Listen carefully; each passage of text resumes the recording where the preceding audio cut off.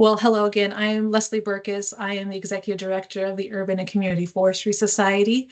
I will go through exactly what that is here in just a second, but before I do, welcome again to the Career Compass series. We are so happy to welcome you here today. Again, this is the first of three, and we are thankful to Davie Resource Group for being the sponsor of this Career Compass series. Together with Davie, we really want to support people who are coming up in the industry, who are making this their profession. So we thank Davie for their support of this series. And we thank all of our sponsors and members of the Urban Community Forestry Society. You can see them here. And we very much thank our members of UCFS. Members are what makes this possible. So we thank the members of the society. If you're not a member, we hope that you'll join when the time is right. Again, I'm going to start here with this introduction and then our overview of today. I'm going to go around and we'll do introduction of our panelists. We've got a great lineup, people who represent different areas of urban forestry, who are doing a lot of recruitment of students, young professionals, and they all bring a really unique perspective to what it means to submit a resume, interview, and then ultimately land a job. So we'll hear from them and what they're seeing happening and some tips and tricks that you can take home and maybe improve your resume or get ready for a next interview. We'll be doing that mainly through a panel roundtable. So there's not a big presentation. We're just going to have a conversation here today. So we'll be doing that with the panel at the about 45 minutes past the top of the hour, give or take. We're going to open it for Q&A from you all. And then finally, at the next top of the hour, we will open up breakout rooms and we'll have just more of conversation within those breakout rooms so that you can converse with one another. Members of our Young and Emerging Professionals Committee, and the people who are part of our panel as well. So as we get started here, we'd love to have you drop your name and where you're from in the chat. Let's hear where everyone's calling in from and your name, because we'd love to see who's all here. This webinar is being recorded. ISA CEUs are pending, and we will also submit your CEUs on your behalf. So at the end of this presentation, I will drop a form in the chat, and you can submit for ISA CEUs. And then you're all on mute, but towards the end, we'll open it up for conversation if you'd like to participate. Okay. I see a lot of familiar names in the chat, but if you are not familiar with the Urban and Community Forestry Society, our job is to build the confidence, competence, and camaraderie of all professionals who manage trees and forests to create, sustain more livable communities. A mouthful. So what I really like to say and break it down a little bit more is we are the membership home, the professional membership home for the people who make or support daily tree care decisions in communities of all sizes. So if you are a person who decides who, what, where, or when a tree goes in the ground, comes out of the ground, some decision about trees, we are the membership home for those folks. And that runs the gamut. I bet we have a lot of students here today, people who are just looking to come into the profession. You will ultimately be one of those people who are making those daily tree care decisions. And we want you to feel you're most confident in those decisions and learning from people within the industry. So membership societies are all over the place. Doctors, lawyers, nurses have them. Tree people get to have them too, and we are that membership society for you. When you're in a membership society, you get a lot of benefits. And so we provide things like our access to our City Trees publication, our mentorship program, which I'm going to talk about a little bit more in a second, monthly learning series like this, ways that you can get more information, connect with other people who are doing the work that you are, and ultimately, again, feel you're most confident and be able to do your job better, or get connections and networks so that maybe you land the job down the line. So just a few highlights of some of the programs that this society offers. One is our mentorship program, and there's two ways to either be a mentor or find a mentor. Both are member-only activities. So if you are a student member, you might have a free membership through ISA. If you don't have that, we have a reduced cost student membership at $50, or we have our professional membership at $95. And when you're there, you can log in and you can become a mentor or find a mentor through our quick match opportunity or our formal mentorship program. And so this is a way for you to get somebody who maybe has more experience in the industry, somebody who might be willing to listen to you practice interview questions, someone who might be willing to review your resume for you. All that's available to you as a mentorship opportunity. If you haven't signed up for the conference or if you've been to the conference, really recommend you come to the Urban and Community Forestry Society Annual Conference, November 17th and 18th, tied with the Partners of Community Forestry Conference. wonderful networking, a great way for you to be able to meet like-minded people, and maybe ultimately find a job that might be perfect for you down the line. And if you are interested in proposing a presentation during the conference, we have our call for presentations open, and we'll drop that in the chat in a second. And we also have our UCFS membership hub. This is the exclusive way for members to be able to talk and communicate with one another, get in, and this is where you would find that mentor quick match. This is where you can join groups. This is where you just can get more networking, meet more people who are doing this work, and ultimately, again, do your job to the best of your ability, or maybe find that job down the line. Coming up next from UCFS is a learning series. We'll actually be hearing from Davey in May about the future of tree inventories, AI, LiDAR, smart tree inventories. In June, Bartlett will be speaking to us about RFP writing. Also in June will be the next career learning series, which don't have all the details finalized yet, but will be posted soon. And then in August, a national tree canopy assessment tool. So lots coming up. We'll drop a link for the events in the chat here in a second. And finally, to keep us on time, I'm going to wrap here that if you're not a member, thank you so much for being a member of UCFS. If you're not, hope that you join when the time is right. I'm going to stop sharing my screen, and I'm going to go and start with introductions of our panelists. So, Casey Jogers from City of Portland, Oregon, would you introduce yourself to the group? Yes. Hi, everybody. Really excited to be here. Thanks for joining us.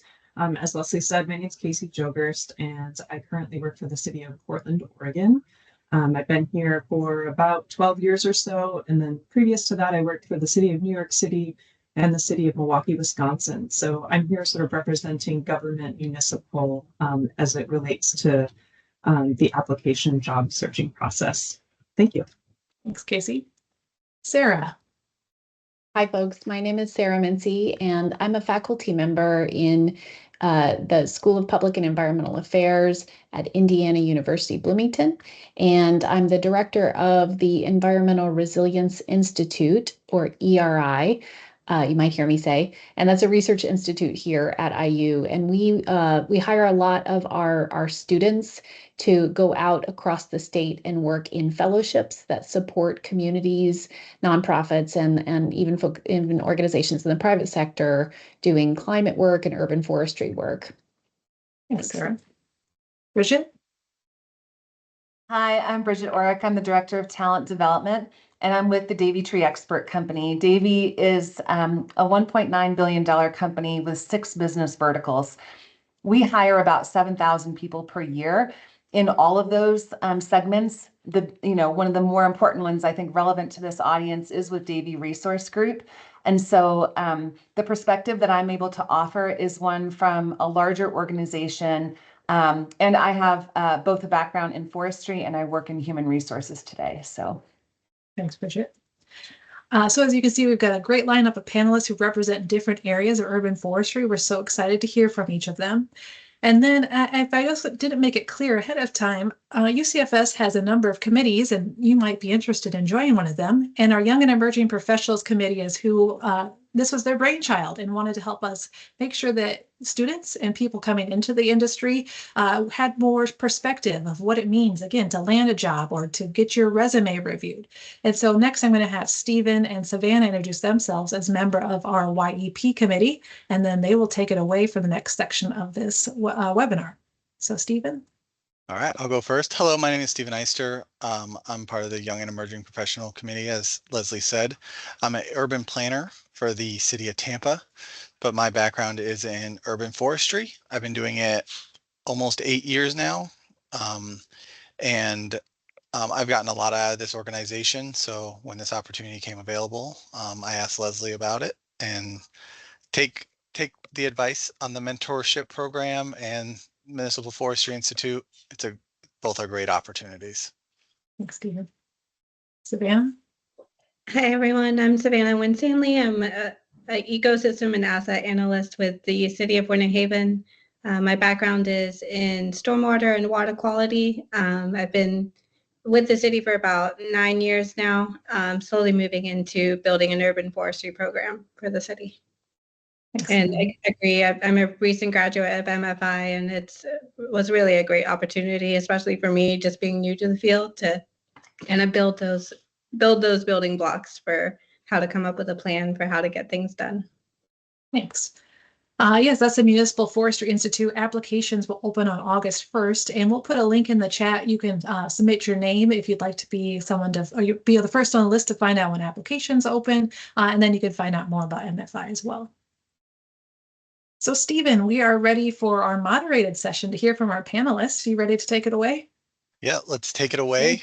So before this webinar started, Savannah and I volunteered ourselves as the people to get our resumes critiqued for you all, so you can learn from our mistakes and maybe gain some knowledge from some of the things you see on our resumes that you like and that the panelists will like as well. So let's make sure I can get my screen shared properly here. And then just let me know. Does everybody see the full slide show? Yes. All right, so Savannah's resume is first. So we will allow the panelists pick who wants to start. They were sent these a little bit beforehand so they could get a good look at them and just kind of start with some feedback, start with some comments, start with likes, dislikes, and be as honest as possible if this came across your desk. Well, I'll jump in, and I just want to say that I appreciate the structure of this resume. I really like the categories that are listed here. I think it's always pretty clear to folks that they need to have their education or certificates on there as well as their experience. But the other pieces here maybe don't always make it into everybody's resume. A background section at the beginning is super helpful, a summary section of sort of who you are and why you're appropriate for the position that you are applying for. And then I also really appreciate the professional groups and associations. That tells me that you're active in this space, that you understand networking is important and that you're building that network. And then I sort of organizationally, I really appreciate also that those sections have headers that are really bold. It's really easy for me to see those sections and understand where I'm going as I'm looking through the resume as well.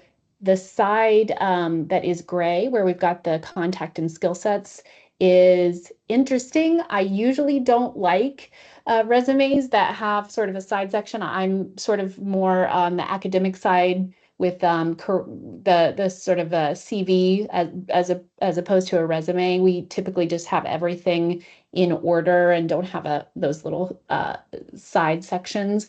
But in this case, I think this works. And I think in part it's because of the different color background that we have here. It sort of allows me to set that aside for a moment, follow, linearly down the page and then go back to that separate section, which is very detailed. And I also appreciate the level of detail in this resume. I'll be quiet and let someone else speak now. I can go ahead and chime in. So I also appreciate the sort of categories and that they stand out and they're bold, so it's easy to kind of look at what the different sections are. Some comments, and again, I'm coming from a government background, so it might be very different from others.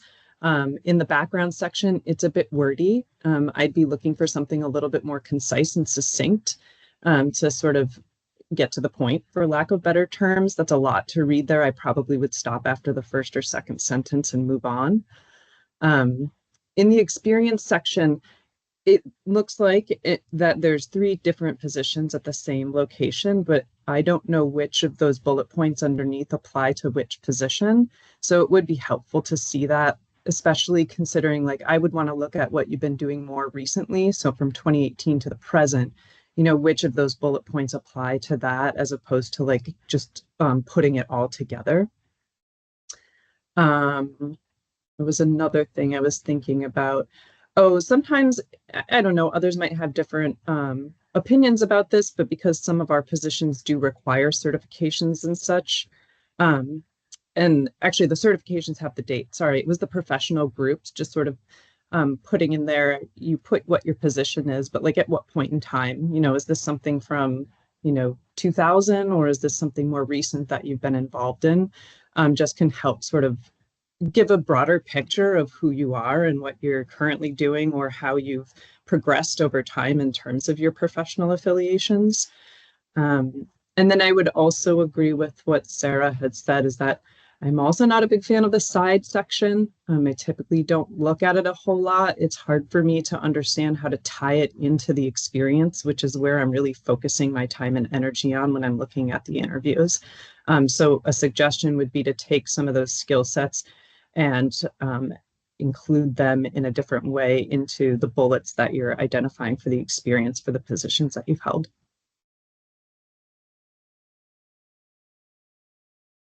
Okay, and I'll go ahead and jump in. I want to mention that the volume of applications that Davey receives on an annual basis is around 92,000 applications. And so as I've worked with candidates in the past, I always tell them you've got about 90 seconds to make a first impression.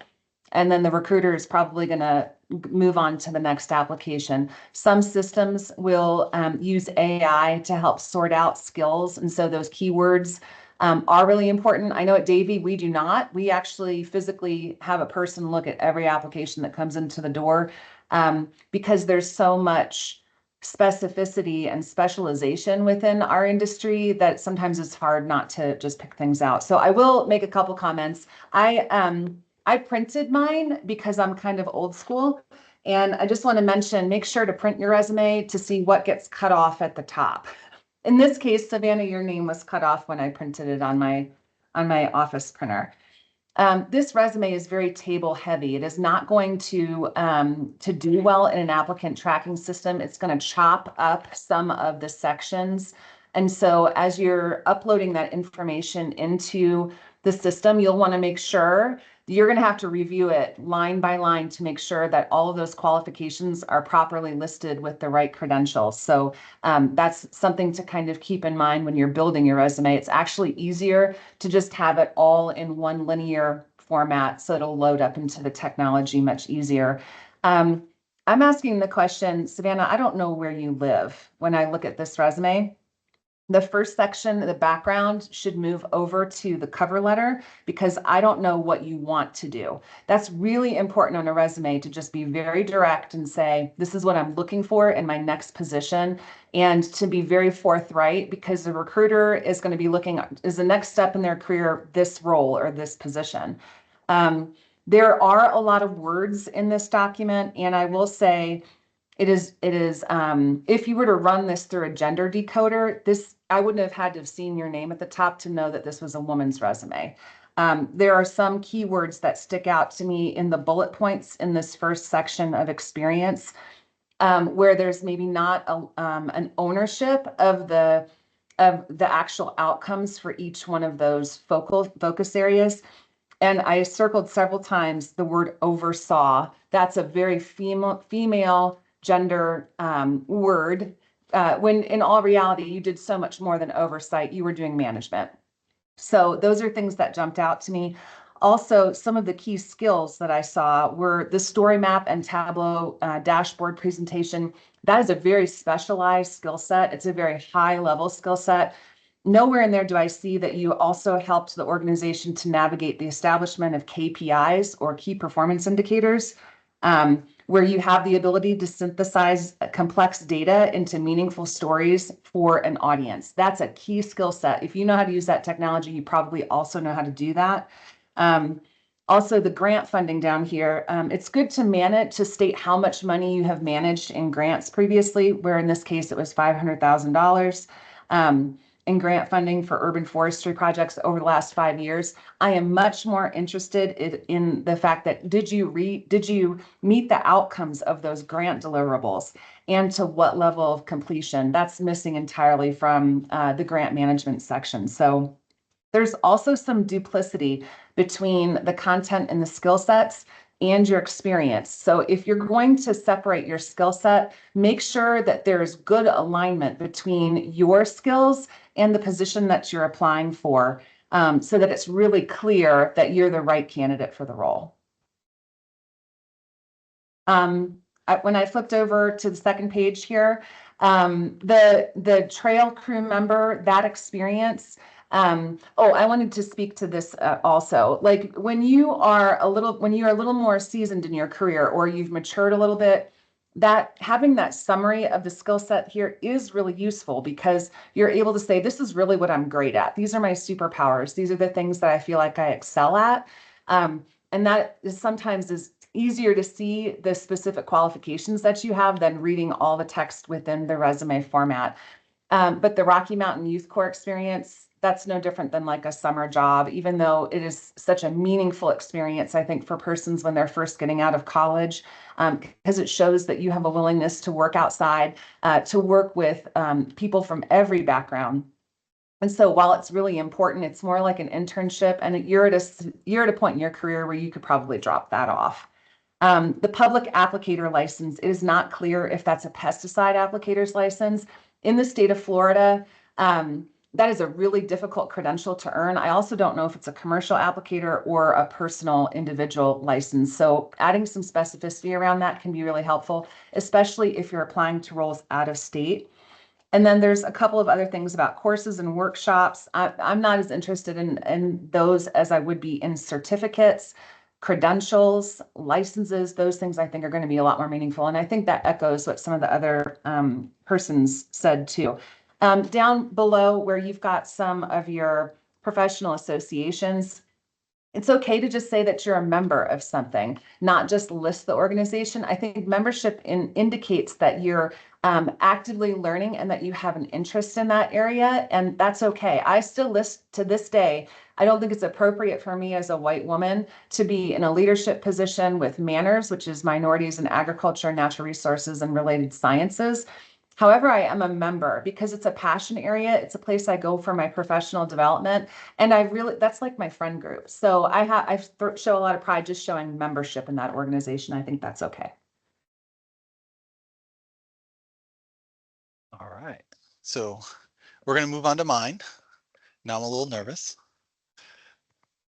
I know I come from a place where our resumes are not used that often, and we use our legal department likes to see like a CV. So as you guys review this, we would like your input on the comparison between the two and how you value each one of those. And if you like one more than the other. And I'll go back to mute.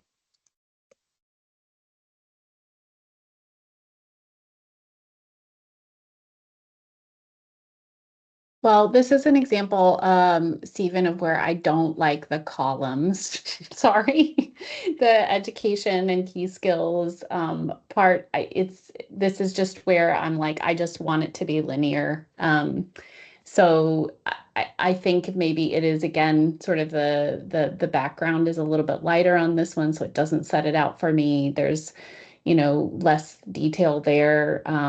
It makes it feel like an afterthought, whereas I think your education and your key skills are really, really critical and important, and should have headers that are just as bold as the other headers, like your experience and so forth. One thing that struck me when I first looked at this also was this, I teach urban forest management, but forester examiner, to me, like right under your name right there, that's really specific jargon, I think. And depending on, you say your objective is to move into urban planning.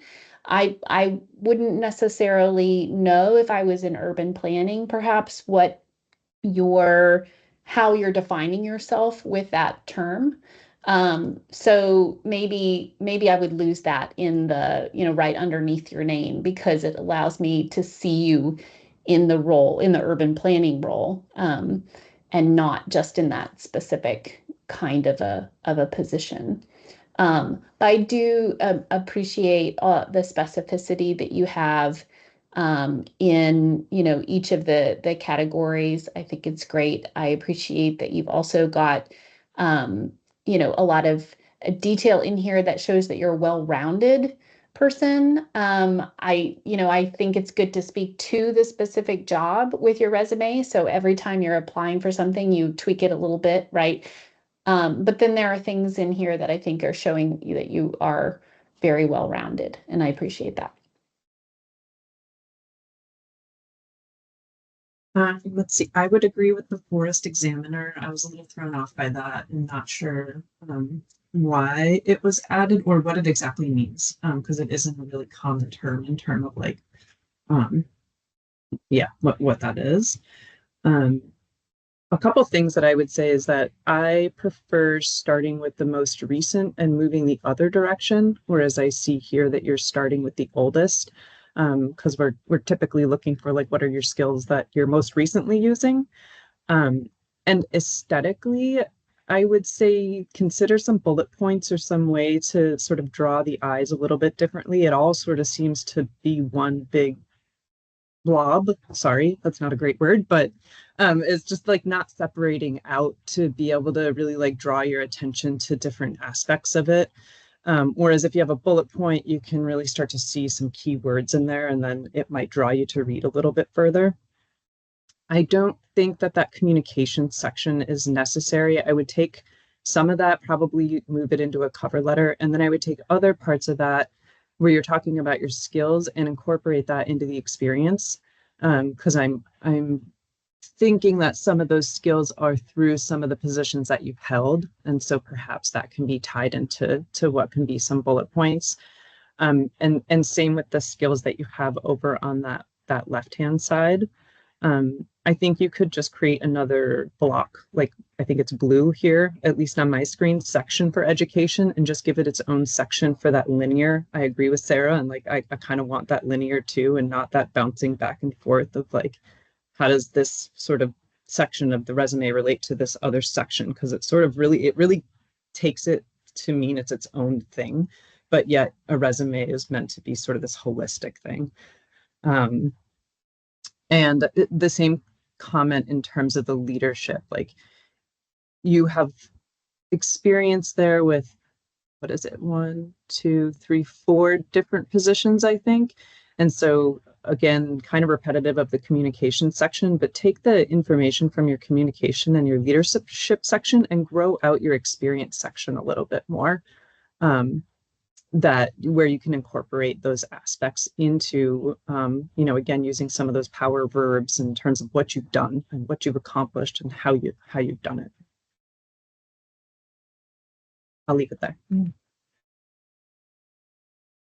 Okay, so again, in this situation, this is another resume format that's very table heavy and it won't interact well with an applicant tracking system. So, and I should probably comment even on the previous one when we looked at Savannah's, it is okay to take something like this to a career fair. It is not okay to apply to in an applicant tracking system online with this format because it's going to jumble the categories of information that you're trying to enter into the system. You don't have to put your exact location. I don't need to know that you live on Hallmark Boulevard, but it is helpful that I know that you live in Riverview, Florida. So I will say that too. I would completely omit the Forester Examiner from the top because first of all, I think it's much more fair to say it's a specific role. I would say I don't know what that role is. And it's so yes, very specific, but I've never even heard of what that type of a job was before. So when I look in your experience section, it is okay. Like this happens, I think, when everybody's like, here's all the unicorns that we have in the world, and they all get these really unusual job titles. If you have a job title that is not mainstream, it is okay to say, this is what my role was. This was the specific job title. It's something like this, right? To say it was similar to this kind of a role, because that helps the reviewer understand what you were doing previously.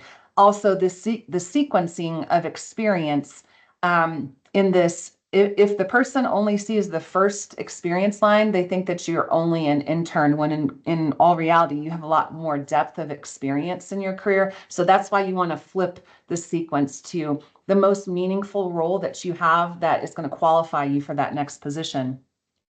This is a rough transition. And you had mentioned here, Stephen, that you've already moved into an urban planning role. From this resume, I wouldn't have been real sure that you had the prior work experience to qualify you for an urban planning role. So I would have wanted to have seen much more specificity in these roles, how you had transferable skills from those roles into an urban planning type role. So right now it just has job titles, and it says here, I've had progressive, experience that's working up in my, over the period of my career, which I think is a really great thing to say. But in some ways I see no logical, like how those things threaded with each other, because there's no specificity around your skills within those roles. So that's something to kind of think about or consider. In the communication section, I think it's okay that might be your superpower. That might be like, hey, I'm a great communicator, but I was left wondering, do you have the ability to listen? That's a really important thing to say. Yeah, you're good at public speaking and doing presentations, but being an active listener is so much more important of a skill set today. Can you listen to your client? Can you listen to what your constituency is offering? And interpret that information with accuracy. So I would have liked to have seen you complement that there. Also, I've circled on the page, on the first page, Eagle Scout and Municipal Forestry Institute. You would only have to put those two things on there, and I would know that you're an exceptional leader. The Eagle Scout credential, while is now a scouting credential and it is accessible to women, it is really a very special thing to earn. And so if you are a former Eagle Scout, or if you did significant community service projects, I would allow that while you were a young person in high school, I would allow that to shine on your resume. And again, MFI, that's another huge credential that I can see here. I really like how you listed your education by specifying that you earned a Bachelor of Science. I do want to speak to that a little bit, because there's a difference between a Bachelor's of Arts and a Bachelor's of Science. It's in the focus area. And the Master's of Urban and Regional Planning, that is one of the things that would have qualified you for that position. So I think that's really important that you have that listed. In a situation where you're doing a career change, or when you're transferring into an area of greater focus or emphasis, you may even want to put that up front, your education, and list it front. And I would say list your experience first, but in this case, because you're making that career transition, I would list your education, that you're earning your degree at a much higher level first. And so some of the other things that are kind of down towards the bottom, like your instructional experience, I know that might be more like a CV format, which would be useful if you were going to be doing instruction as an urban planner. But otherwise, it probably wouldn't necessarily qualify you for anything specific to that role. So that's what I'll offer there. All right. Thank you all.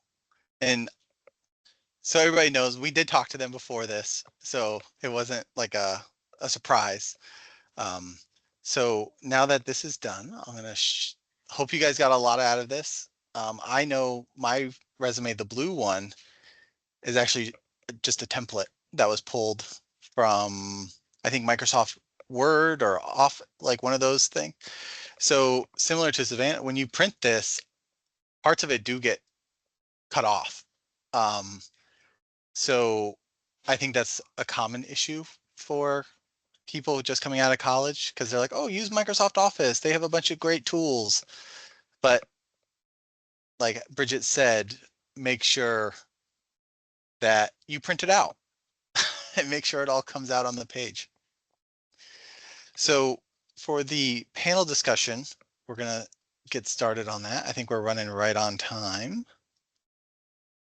So this first question is going to be just basically general industry insights that you all can provide to us.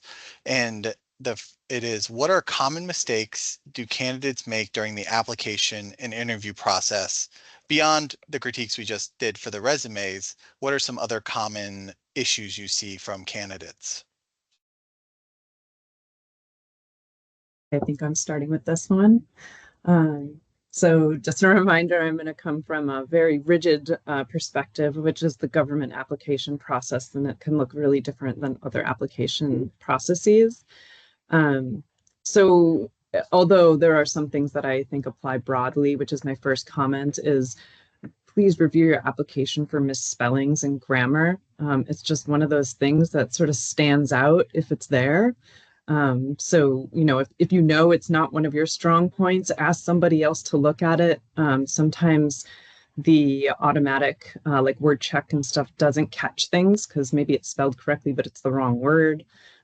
So that's something that I do see often. And, maybe it just got missed, but it can sometimes be conveyed as not caring or, just kind of throwing your application out there to see what happens and maybe aren't, as interested in that job. So that's both sort of misspellings, grammar in general. I also would say that one of the mistakes is that applicants aren't providing information that's actually asked for. So specifically in some of our government applications, there's very specific information that's being requested. And, we'll get into this a little bit later with the government job applications. But if you don't respond to those directly, then your application might not make it through the first pass. And if you're not aware, one thing to know is that hiring managers are not the ones looking at your application materials in most government institutions until you've passed an HR sort of criteria. And they know nothing about the position or experience, expertise. So they're really just looking like, did they answer the question? Did they provide what was asked for? And so sometimes people don't even make it past that point because they really didn't hit those very basic like HR things that HR needs to look at to move it through.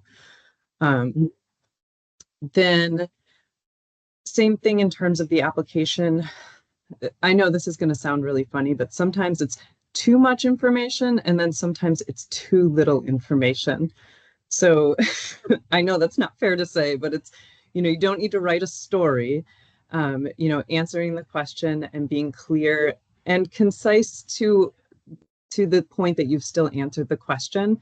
Because it's sort of similar to looking at a resume. If it's, maybe there's 5 questions that you have to answer. And if you give 5 paragraphs for each of those, whomever is reviewing those is going to lose interest over time as they're reading through that and probably not give you the time that you would like them to. So, being concise and making sure that you can answer those questions.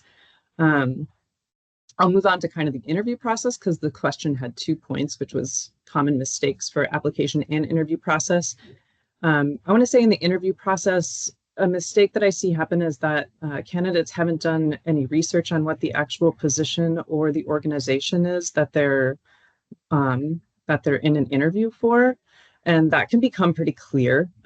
Sometimes there's interview questions that are designed to pull that out of an applicant. And so we can tell if somebody has actually looked into what is this position. So always look at what is the position and what is the organization, poking around on somebody's website and being able to bring that into an interview question demonstrates that, you did some work outside of just sitting in the interview. And then this is kind of related back to the resume and cover letters if those are asked for. But be careful recycling them. I've seen, you do want them to be specific to the position. And sometimes if you recycle things too many times, you might miss something in there. So I've seen some of them where it's like really clearly that they're applying for some other job, but they missed, changing that out. So just, again, that's kind of related to the grammar and spellings, like really look over the information that you're submitting and make sure that if you are adjusting your resume or your cover letter, that you've caught all of the sections. And a trick that I like to do is sort of highlight those sections on like a template version so that every time you change it out, you're drawn to those because you've got them highlighted. Then, of course, make sure that you take the highlights off before you submit it. I'll stop there so that we can move on to some other panelists. A lot of the same thoughts that Casey had, I have as well. So I won't belabor anything. Some of my unique perspectives on this that Casey didn't mention. Cover letters are not optional, even if a posting says that it's an option. I've seen that, and it's not an option. I don't actually pay much attention to any kind of application that doesn't come with a cover letter that is speaking directly to the posting and detailing how the applicant is a great applicant, speaking directly to the qualifications that are necessary, point by point, and helping the reviewers see that they have a vision for being in the position and helping meet the goals of the position. And that the cover letter, just like your resume, also really does have to be just completely polished, right? So having multiple folks look over that and help you be efficient with your language, and of course have no typos or grammatical issues or anything like that. On the interview side of things, I think it's pretty obvious that one needs to be very available to the reviewer. So offering a lot of availability for the interview, I think, is important, because typically it's, a committee of people who are trying to find common times to interview, and that's really helpful. Being prompt in your responses on setting up that interview, prompt in getting to the interview, of course. And then in the interview, I think demonstrating, just like Casey said, that you've done deep research into the organization, and you can sort of show vision for the position based on the understanding that you've gathered with your research, but also showing some humility, right? Like, you don't know everything that's happening in the organization just by looking on the website or in reports. So being able to say, if I'm interpreting correctly where the organization is, this is how I think the position is, going to help move things forward. And then I was going to say, I think it's really nice. People love connections, right? So if you want to stand out, I think that a common mistake would be if you don't try to find some kind of connection with the folks that are interviewing you, right? So you're kind of just another good applicant if you've done everything else right. And there could be many of those, right? So what can set you apart, I think, is trying to say, find a connection with in your network that has an association with the hiring organization, or if the hiring organization runs conferences, referencing that you have attended those conferences and you really liked the keynote speaker in this particular year and it was really meaningful. So trying to make some kind of human connection with people, I think, is really important. If you don't do that, I think that's a pretty common mistake. Yeah, so I would echo the same sentiment about cover letters and grammar, accuracy of, presentation of yourself, and alignment between your application and the position that you're applying for. So what I mean by that is really examining the posting for that role or that position and teasing out what are the required pieces for that I have to demonstrate in my application materials versus what are the preferred. And I think one of the biggest mistakes people make is that, and there's tons of research to support this, that there's a nuance and difference between when women apply for jobs versus when men apply for jobs.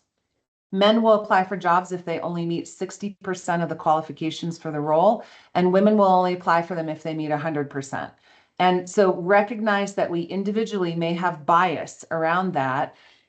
So I want to encourage you to challenge yourself and say, I may not meet all of the preferred qualifications, but I meet all of the required ones. So this is going to be a good fit for me to apply for. And I will also say that you need to be using the tools that are available and that are free out there. There's really no reason, especially in the private sector, there's no reason for you not to use AI to help you customize your cover letter and customize your resume so that you are showing what those required, preferred qualifications are for the role and how you meet those specific, you have the prior experience or the qualifications for that position with great specificity. So I think that's the difference. Earlier someone said, there's a difference between like not having enough content and having too much. That's the differentiator. Determine what's required for the role, what's preferred, and tease that out. Make it tight, make it succinct, make it full of powerful verbs instead of fluffiness in there, so that you're showing that you are definitely the person that's qualified for that role. I also want to speak to the nature of what's happening with technology around job applications today. In the past, like 5 years, we have seen, because Indeed is doing such a great job of scraping websites and reposting on behalf of employers, we have to focus on, just making sure that you all know to apply directly to the company's website or to that government agency's website. Indeed and LinkedIn, those applications 9 times out of 10 never make it to the employer. So if you're just clicking something while you're scooting around on LinkedIn or on Indeed, that's not actually going anywhere most of the time. So you want to make sure to apply directly to that organization's website.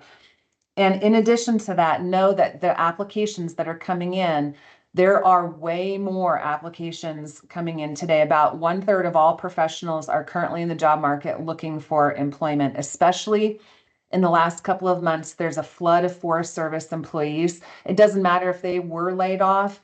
And I don't want to like out anybody here, but like, even if you are currently in a Forest Service position, you may just be looking because you're scared that you might lose your job. So those are, for the most part, really highly qualified candidates. And so if you really want that position or that role, it is worth your time to write a custom letter and a custom resume that really helps to set yourself apart. It shows that you want the job and that you're not just throwing your resume around, just trying to see what's going to stick. That will never get you the position. Also, reach out to who you perceive to be the hiring managers on LinkedIn. Ask to connect with them, send them a note, let them know, hey, I applied for this position. I'm really interested in this role. Please look for my resume. I have a friend that works with you. Any of those common connection points, because recruiters and professionals are hanging out in those forums and in those places. And so that's a good way to just get your name recognized when they're looking through the applicants for that position. For one consulting for urban forester position at Davie, we might get 40 applications. So that is a lot of people to sort through, and that's why it's worth your time to really customize your materials to make sure that you can stand out. All right. So we went into a lot of detail on that first question. So what I'm going to do is I'm going to kind of combine the next two so we can kind of talk about them at the same time. And so when reviewing resumes, what is your like biggest green flag that you want to bring this candidate in? And then during the interview process, what's one of your biggest red flags that might totally negate that nice resume that you saw? Sarah, I'll let you start off with this one. Okay, if we only get to pick one, really, then for the resume, if we're talking, if we're talking about everything else, being like it's organized and everything's spelled well and all that kind of stuff, then the thing that sets it apart for me is specificity to the position, right? So if you have lots of experience, really putting the things on the resume that are key to why you can do that job you're applying for. And very much related to that is specific metrics about what you've accomplished in your experience, right? So numbers are really important. Show me that you've made a really, really big impact, or you've brought in lots of money in grants, or you've planted lots and lots of trees, whatever, right? I want to see some examples that of the outcomes of your work as a part of the experience that you're sharing with me. So those are green flags on the resume. The red flag in the interview, for me, if I only had to choose one, I would suggest that it is sort of basically demonstrating to me that you're performing. So rather than really being truly yourself. And that most often happens with inexperienced folks who if they lose their train of thought, for example, while they're talking, giggling and laughing and apologizing, a little bit too much, rather than just sort of closing out your answer, or asking, could you repeat that question for me one more time, just so I can make sure I'm answering it correctly. There's kind of this character that is on display, and when it breaks, then there's a discomfort. And then I feel like I don't really know you. I haven't really gotten to see the person that I'm actually potentially going to be working with, right? So I think just trying to come into an interview with your true self and being really direct, asking again for the question to be repeated, for example, is perfectly fine. And that's the professional thing to do, right? And so we want to see you acting professionally as you would in an environment, in the work environment, where, of course, everybody sometimes makes mistakes or loses their train of thought or whatever. So how do you actually function when that happens is what we want to see.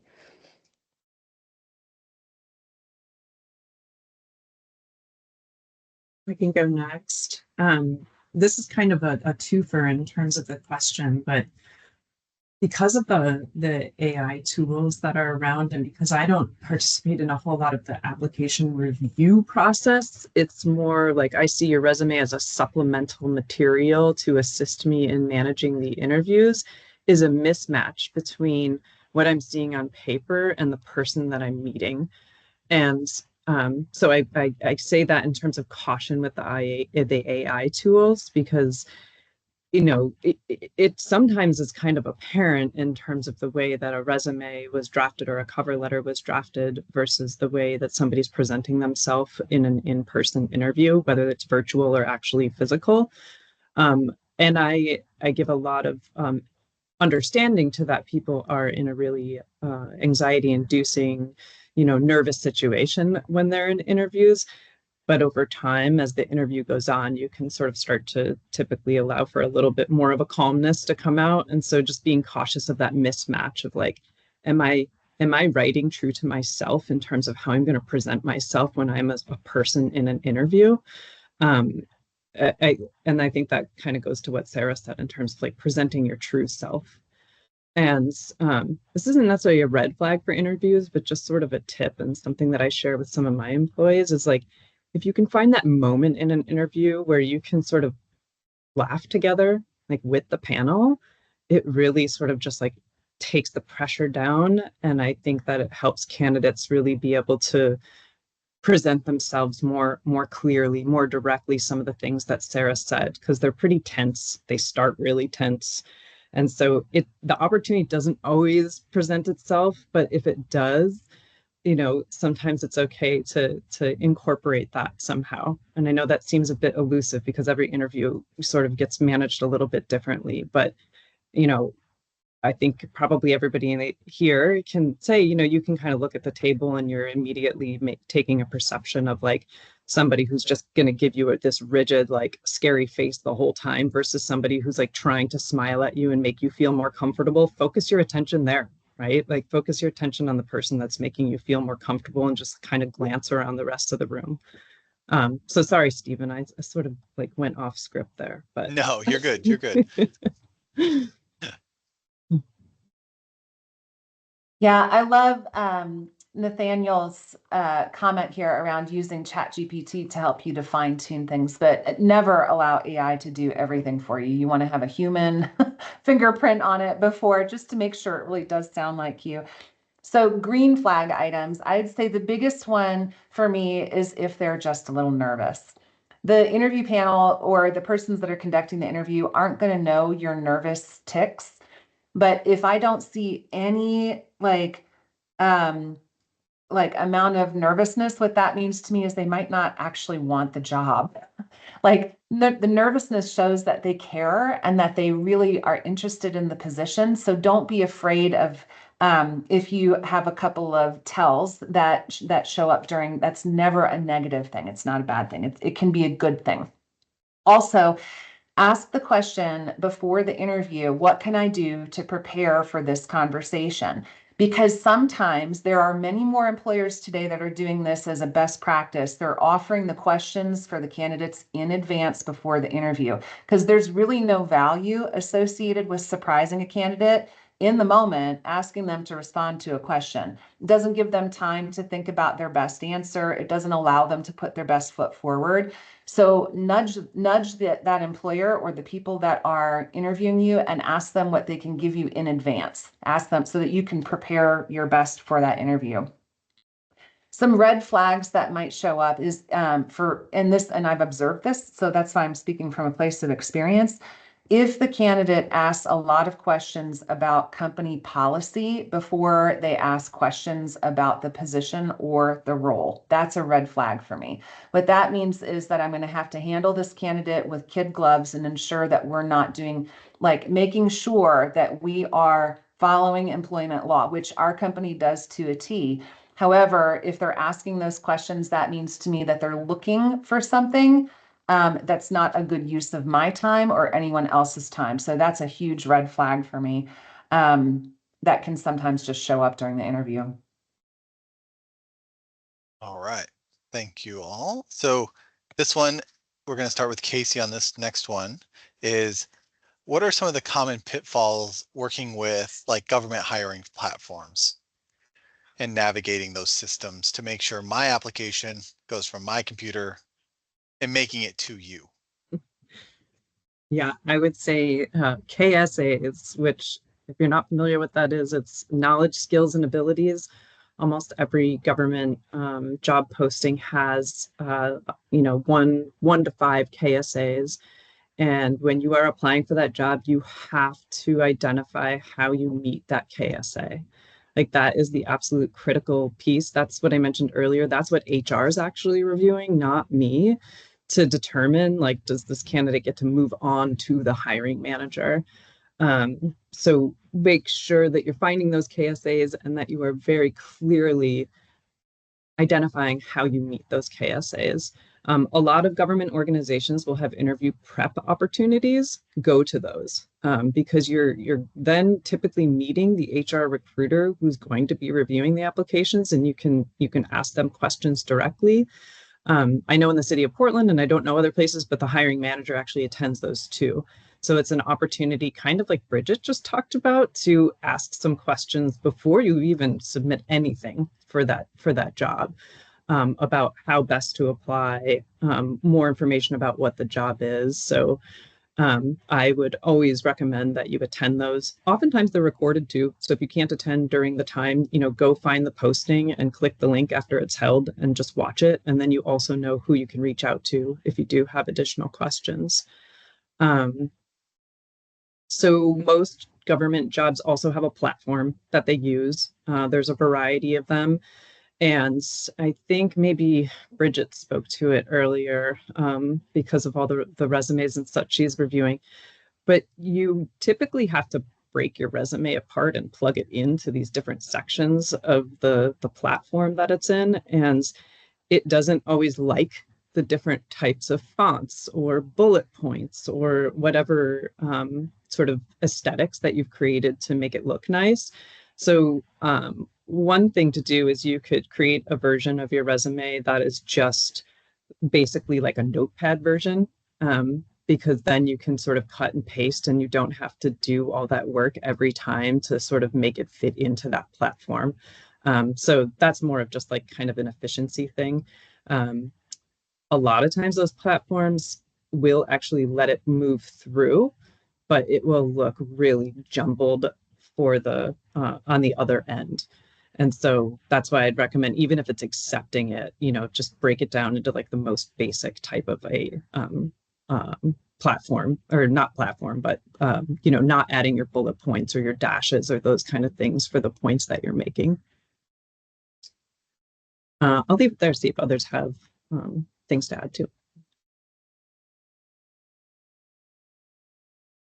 So I will offer, whether you're applying through a government agency or you're applying in the private sector, most organizations are using applicant tracking systems.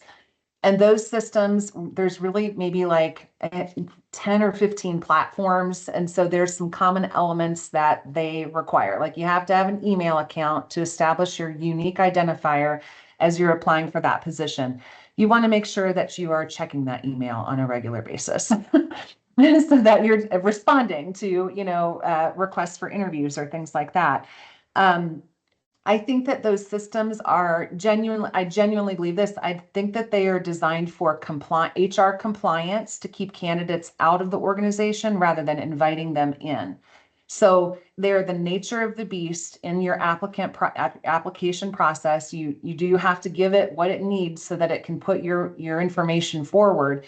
Just know that it's not always going to present you the best way to the persons that are reviewing your material. So your font doesn't matter. Your graphics are not going to transfer over. Focus on the words you're using and how they apply to that position rather than trying to be more wordy. Like it's okay to use phrases rather than full sentences. In fact, that is a much easier way to show. I love how you stated, Casey, the knowledge, skills, and abilities. That can also be transferable to competencies and capabilities. And so if you write your words or your phrases around that format with those action verbs and nouns and the modifiers behind it, showing that exactly how your skills are qualified, I think that really helps out quite a bit. So yeah, they're just the nature of the beast. Okay, I think we have time for one more, and we're going to talk about, can a well-crafted thank you note or email after the interview influence a hiring decision, and what should it include? Somebody in the chat mentioned, like, should I send my 5-year plan for my professional development or how I see myself in the company and different things like that. What does the thank you letter matter? Like, how much does it matter to all of you as a hiring manager? I think it's important, Stephen. I mean, really, I think it's a easy way to show that you're still interested in the position. I think it's an when you're talking about social etiquette in your application process, it is something that can make a positive impression, that you do know how to say thank you graciously, and that you do know how to show that you have continued interest. It doesn't need to be long. It can be brief. And you want to try to send that to more than just the hiring chair, or, try to hit as many people as you possibly can that were in that process for you, just to say, thanks so much. Please let me know if I can answer any questions more thoroughly for you. That's another great statement to put in there, because if the organization didn't give you the questions in advance, you probably walked out of the interview saying, oh, I could have answered this so many different ways. Why didn't I say this, or why didn't I say that, right? So if you feel like there were things that you could have added to clarify an answer, put it in the thank you note. Doesn't need to be long. It can be very brief. And that can be helpful when they're reviewing those final application materials to see if you're the right candidate to take the next step in their process. And timeliness is critical. Do it right away, as quick as you can, as quick as reasonable. Don't sit down in the lobby of that, and then type it out. No, maybe when you get back home or when you get to the office or something. That is, but you want to be timely about it. You want to get it done, at least by the next day. I don't really have anything else to add to that. I think Bridget said it all. I agree with everything. I'll just add that it doesn't make a big difference in terms of at least the government that I work at, because it has to be a very it's a very rigid process in terms of how people get scored and how you move on. So whether you send a thank you or not isn't going to have a direct influence on whether you get that job offer. Now, it can make your name stick out if you continue to apply for jobs. Maybe you don't get it that first time, but you want to try again. But I would agree that keep it short. Again, if it's too long, it probably will just get filed away. I'll be honest, I've done it before. I didn't even open it. or I mean, I opened it, but it was way too long, so I just sort of filed it. So just super short, thank you. But that's something to think about if you want to continue trying to get a position with that organization. And it's more of just like, hey, I think I remember that name. Why do I remember that name? As opposed to it giving you a step up in terms of getting the job offer. And then I think that brings us to the breakout rooms, Leslie. We're Is that gonna, correct? let's go into the breakout rooms. Thanks everyone thanks to our panelists. This was so great. Really, really appreciate it. I mean, I was taking a lot of notes. I've been thinking, should my resume be really pretty? Would that make it stand out more? But it's sounding like maybe not. So that's like big news to me. So I really love hearing this from you all. Let's do a move into the breakout rooms. And this is our first time doing this. So we appreciate your flexibility as we kind of like move the schedule around. So I'm going to open the breakout rooms, but first I want to make sure that everyone has access to their mics. So let me just do a couple of clicking here. I'm going to get that clicked on, allow camera, so that will all be turned on. And then I'm going to assign the breakout rooms. In each breakout room, one of our young and emerging professional committee members will be there to help facilitate conversation. So let me get everything assigned. Save. And now I'm going to open the rooms. And you should all be whisked away. And we'll come back with about 5 minutes or till the half-hour mark. And I'll send an announcement once we get there. So again, YEP, Young Emerging Professional Committee member, will be there to help facilitate, and then we'll come back. Well, I think people have been whisked back to the main room. I'm sure we cut off some really great conversations during the breakout sessions. Hopefully you got some good feedback or were able to talk through a few more things with the people in your room. Anything Savannah or Stephen, from your breakout room that stuck out to you? One thing that came up in ours was something like, should we have a 1-page resume or a 2-page resume? And I don't know if any of our panelists have a response to that, but I'd be curious if anything key came up for you all. I think One there's thing. Go ahead, Sorry, Bridget. Go ahead, Bridget. I was just going to say, I think that's a rule that can be thrown out. But Okay. I just I wouldn't allow that rule to limit how you want to express yourself in the application materials. But brevity and specificity is going to be your friend, because if you have to do a lot of reading, like if their resume is 4 pages long, some resumes are, because if it's a highly qualified candidate, and there's like a lot of reading rather than paraphrasing your skills, then just know that person, the reviewer, is going to have to spend more time on your resume trying to pull those qualifications out to see if you're qualified for the role. That's not going to be your friend. So brevity is helpful, but the page rules I just don't think that doesn't apply. Yeah, thanks. Stephen, you were going to add something. Yeah, so one topic that came up for us that we all found very interesting was something that Bridget brought up, was the female language words and that kind of cued language. Like I never even thought about that. Like it never crossed my mind. And Christine, if she's here, it never crossed her mind either. And she's like, I use all those words.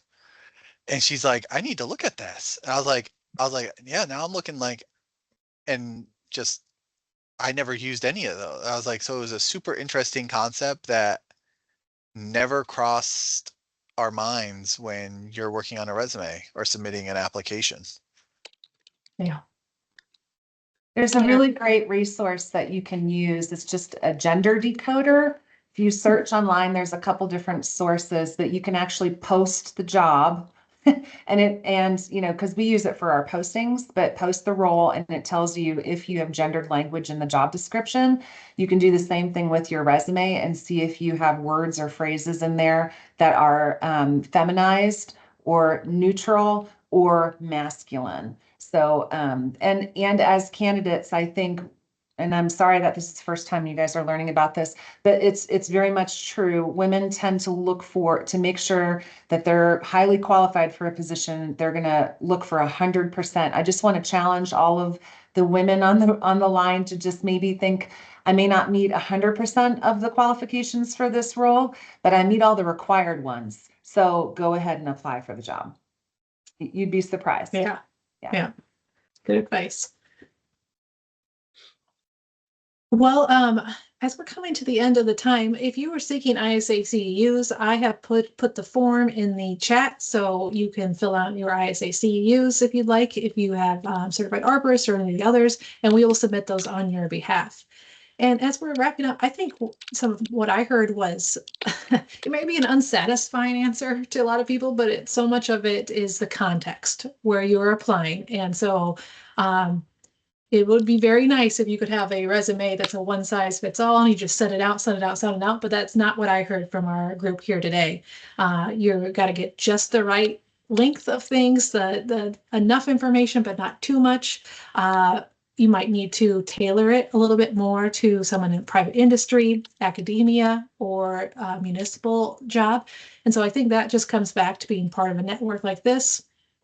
Leaning on your network and not being afraid to ask somebody to review your resume or sit down with chat through interview questions. People want to help. They want to help you get the job. So do not hesitate to reach out and say, could you, if you've worked in a municipal government, could you help me think through this? Or you've been at Davie or Bartlett or any of the others, and what sticks out to those folks when they're recruiting? So I think that's a really key part of this whole process.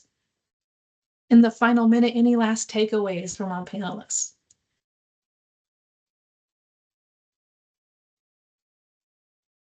I'll just say one thing that we've talked about in our room is really the difference between what, some things that Bridget were like, hey, we like this, reach out, versus in municipal where it's like, no, please don't do that because we just have to route you through HR. So just knowing that, like, you really need to know which type of organization that you're applying to somewhat apply best practices. Yeah, good point. Well, we're at the half-hour mark. Bridget, Casey, Sarah, thank you so much for your time and your expertise. We really, really appreciate it. We'll be posting the next Career Compass webinar here in the next few weeks. And so be on the lookout for that. And we'll see you next time. Thanks, everybody. Bye. Thanks, everyone.